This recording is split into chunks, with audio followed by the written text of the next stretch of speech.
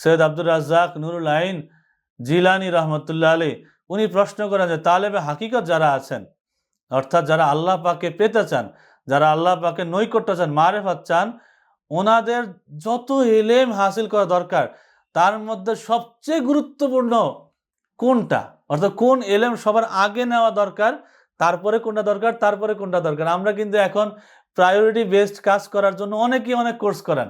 একটু খেয়াল করেন যে প্রায়োরিটি বেসড ওয়ার্ক, যে আগে কোনটা দরকার, পরে কোনটা দরকার, তারপরে কোনটা দরকার। আমাদের কাজে কোনো সিরিয়ালিটি থাকে না। কিন্তু আল্লাহওয়ালারা দেখেন, এই 700 বছর আগের কিতাব, ওনারা যারা 700 বছর আগে তারবিয়ত পেয়েছেন আল্লাহওয়ালাদের কাছে, ওনাদের কাছে প্রশ্ন করছেন যে আল্লাহ পাওয়ার জন্য কোন এলেমটা আগে দরকার, তারপরে কোনটা পরে দরকার, তারপরে কি দরকার। আগেই সিরিয়ালিটি, আগেই তার ধারাবাহিকতা উনি জানতে চেয়েছেন। আব্দুর রাজ্জাক নুরুল আইন রহমতুল্লাহ যখন প্রশ্ন করেন, তো তখন সুলতান সৈয়দ আশরাফ জাহাঙ্গীর সিমনানি রহমতুল্লাহ উত্তর দেন যে সর্বপ্রথম এলমে তাওহীদ, আল্লাহ ও আল্লাহর জন্য, আল্লাহকে পাওয়ার জন্য 1 নম্বরে আল্লাহ পাকের তাওহীদ, একত্ববাদের ইলম জানা দরকার। সুবহানাল্লাহ। 1 নম্বরে আল্লাহ পাকের সম্পর্কে নবী পাক যা বলেছেন, নবী যা বলেছেন, কোরআনের আলোকে, হাদিসের আলোকে আল্লাহ পাকের একত্ববাদ, আল্লাহর পরিচয় জানা দরকার। এরপর ইমানের বিষয়গুলি জানা দরকার। 1 নাম্বার তাওহীদ জানা দরকার, আল্লাহ পাকের একত্ববাদের বিষয়গুলি জানা দরকার। ঈমান সংক্রান্ত যে বিষয়গুলো সেগুলো জানা দরকার। ঈমান কি? আল্লাহ পাক আমানতু বিল্লাহ, আমরা যা বলি আমানতু বিল্লাহ ওয়া মালাইকাতি, ফেরেশতাদের উপর ঈমান, ও কুতুবি, আসমানি কিতাবের উপর ঈমান, ও রুসুলিহি, রসুলদের উপর ঈমান, ওয়াল ইয়াউমিল আখির, আখিরাতের উপর ঈমান, ওয়াল কদরি খাইরি ওয়া শাররি মিনাল্লাহি তাআলা, আর ভাগ্যের যে ভালো মন্দের বিষয় ঈমান, ওয়াল বাসি বাদাল মাউত, আর মৃত্যুর পর পুনরুত্থান দিবসের উপর ঈমান। এই ঈমানের বিষয়গুলি, ফান্ডামেন্টাল বিষয়গুলি জানা দরকার আল্লাহ পাককে পাওয়ার জন্য, আল্লাহ পাকের নৈকট্য, ওনার সান্নিধ্য, সন্তুষ্টির জন্য। সিরিয়ালিটি উনি সিরিয়াল করে দিচ্ছেন। 1 নাম্বার আল্লাহ পাকের তাওহীদ, একত্ববাদ, ঈমানের শাখা প্রশাখার বিষয়ে জানতে হবে। তারপরে কি?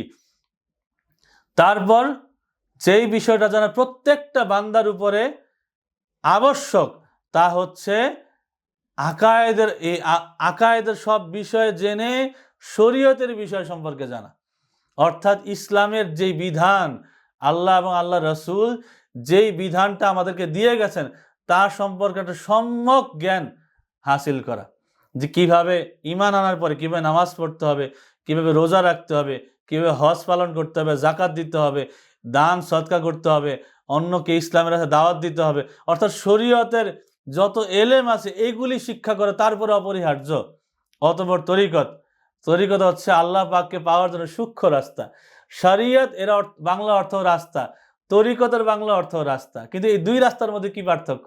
আমরা জানি যে আমাদের দেশে বলি, আমাদের সমাজে বলি, আমরা কিন্তু বড় রাস্তাও দেখি, ছোট রাস্তাও দেখি। বড় যে মহাসড়ক, সেইটাকে আরবিতে বলা হয় শারউন, শারিউন, শারিআতুন, এই আরবিগুলি বলা হয় বড় সড়ককে, অর্থাৎ মহাসড়ক, মহারাস্তা। আমাদের যেই বড় বড় রাস্তা আছে তাকে বলা হয় শারিউন, শারিআতুন, বড় রাস্তা, মহাসড়ক। আর ছোট ছোট যেই সূক্ষ্ম রাস্তাগুলি আছে এগুলিকে বলা হয় তরিকুন, তরিকাতুন, মানে ছোট রাস্তা, সরু রাস্তা। এমন সূক্ষ্ম রাস্তা যে রাস্তাগুলি কিন্তু বড় বড় রাস্তা উঠাকে সহজ করে দেয়, আল্লাহ পাককে পাওয়ার রাস্তাকে সহজ করে দেয়। একটু খেয়াল করেন, অনেক সময় দেখা যায় বড় রাস্তায় ঘুরে যেতে অনেক সময় লাগে, কিন্তু ছোট ছোট রাস্তায় কিন্তু অনেক, দেখা গেছে যে বড় রাস্তা যেতে 1.5 ঘন্টা লাগে, ছোট রাস্তায় যেতে 15 থেকে 20 মিনিটে হয়ে যায়। এমন বহু রাস্তা কিন্তু আছে। তো এই সূক্ষ্ম রাস্তাগুলিকে বলা হয় তরিকত। শরীয়তের সাথে যখন তরিকতের এলেম সমন্বয় হয়, তখন আল্লাহ পাওয়ার এই রাস্তা আরো সহজ হয়ে যায়। এই জন্য বলতেছেন যে তাওহীদ, ঈমান, শরীয়তের এলেম, অতঃপর তরিকতের এলেম অর্জন করা, তালেবে হাকিকত, তালেবে হক, আল্লাহ পাককে যারা অনুসন্ধানী তাদের জন্য অপরিহার্য। এই সিরিয়ালিটি মেনটেন করে এলেম হাসিল করতে হবে। এরপরে এর সাথে সাথে আমল করতে, প্র্যাকটিস করে যেতে হবে।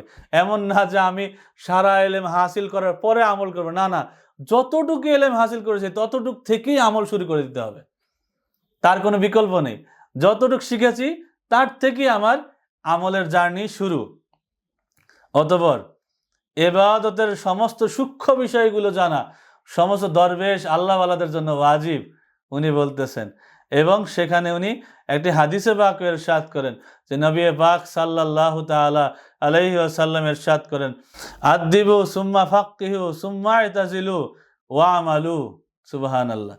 বলতেছেন যে যে তোমরা আগে আদব শিক্ষা করো, তারপরে তোমরা এই ইসলামী আইন শাস্ত্রের সূক্ষ্ম বিষয়গুলি শিক্ষা করো, অতঃপর দুনিয়া থেকে আলাদা হয়ে যাও, দুনিয়া মোহমায়া থেকে আলাদা হয়ে যাও, অতঃপর তোমরা আমল করো, পরিপূর্ণতা পাবা। সুবহানাল্লাহ।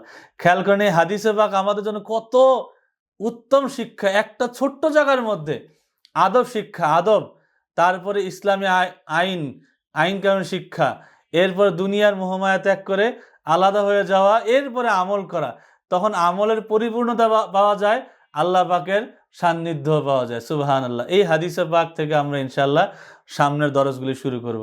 আল্লাহ পাক এতটুকুর উপর আমল করার তৌফিক দান করুন। আমিন। আসসালামু আলাইকুম ওয়া রাহমাতুল্লাহি ওয়া বারাকাতুহু।